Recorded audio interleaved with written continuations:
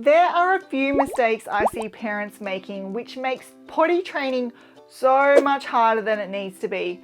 Now, unfortunately, the parent doesn't know they're making this mistake because they are following advice given to them by friends or family, which is actually based on myths or old wives' tales, and they are simply not true.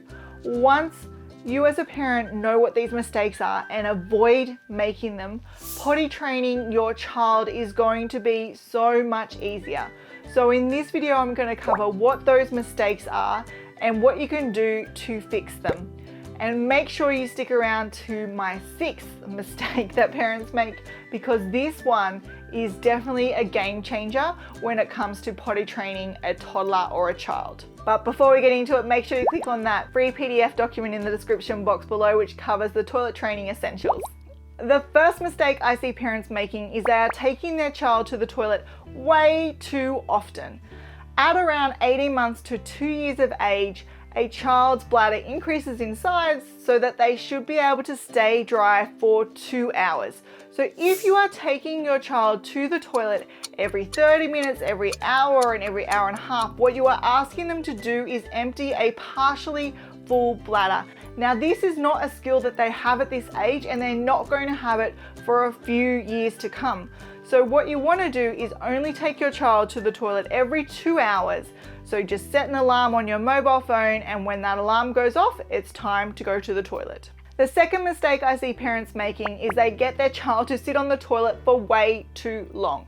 Your child should only sit on the toilet for a maximum of 5 minutes, and that is because we don't want sitting on the toilet or a potty to be seen as a punishment, which it can be if you make them sit on the toilet for 10-20 minutes at a time. Now, if your little one is sitting on the potty watching the TV and they're on the potty for a really long time, they are not focusing on what it feels like in their body to do a wee or a poo, and basically all you're doing is catching an accidental wee or poo. They aren't actually working on that overall skill. So I would only recommend that you put your little one on the toilet for a maximum of 5 minutes, and then after that period of time, you let them hop off the toilet. The third mistake I often see parents making is they ask their child, "Do you want to go to the toilet?" Now, this doesn't work for 2 reasons. Firstly, your child doesn't yet know what it feels like when they need to go to the toilet. So if you ask that question, they're not really sure. And the second reason it doesn't work is because you are asking them a question. Now, going to sit on the toilet is boring for lots of children. They would rather play. So if you say, "Do you want to go to the toilet?" their response is often going to be no. What you should do instead is, when you see your child showing you the signs that they need to go to the toilet, so they might be dancing on the spot, they might be holding their legs together, they might be holding themselves, what you would say is, "Oh, Johnny, you're telling me you need to go to the toilet because you're doing a little funny dance. It's toilet time." So you rephrase it as, "It's toilet time," not "Do you want to go to the toilet?" because that essentially does not give them the option to say no, and then they follow you to the bathroom. The fourth mistake is getting your child to do potty training while still wearing pull-ups. Now, for your child to successfully toilet train, they need to know what it feels like to be wet. And unfortunately, pull-ups or nappies are simply too good at absorbing away the moisture, and it doesn't cause your little one any discomfort, and they can't actually feel that wetness. Now, if you want to try and limit that mess so you don't have accidental puddles all over your house, you can think about putting undies inside the nappy or the pull-up, because then your child will still feel it is wet, and then the moisture will be absorbed into the nappy. But the real best approach is just going with training pants, or you can go straight to underwear. The fifth mistake I see parents making is overreacting to accidents. Now, accidents are going to happen.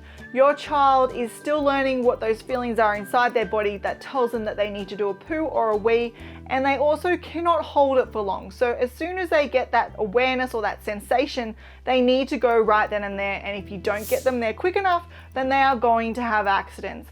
What's important to know is that the way you react to those accidents can have a huge impact on how successful potty training is. If you're yelling or screaming at your child, or they're sensing that you're not happy with them, it can actually lead to them becoming fearful of using the toilet and kind of stop that toilet training progress. Or they can kind of increase the accidents because they might see that interaction, even though we see it as negative, as attention, and then they might make more accidents to get that interaction from you. So when your child has an accident, which they are going to do, what you want to do is make sure that you keep your face and body and voice really calm and neutral, and just go through the processes of cleaning them up. So you would do that obviously in the bathroom and just clean them up and put them in new clothing. This will ensure that you don't inadvertently kind of encourage accidents, but also you don't lead to your child fearing the toilet or potty training in itself. The last mistake I see parents making all the time is really pushing for that poo to happen on a potty or in the toilet. Now, it is really common for children to happily use a potty or a toilet to do wees, but refuse to do poos in them. And that is something that unfortunately we just need to respect. And over time, your child will become more confident and happy to use the potty or the toilet for poos. But if you force your little one to sit on the potty or toilet until they do a poo, what it can lead to is your child holding that poo in, which then leads to constipation. And if they keep doing that, then it leads to chronic constipation. And this is something that you want to avoid at all costs because it makes toilet training so much harder. What you can do now is two things. Firstly, you can give them an alternative.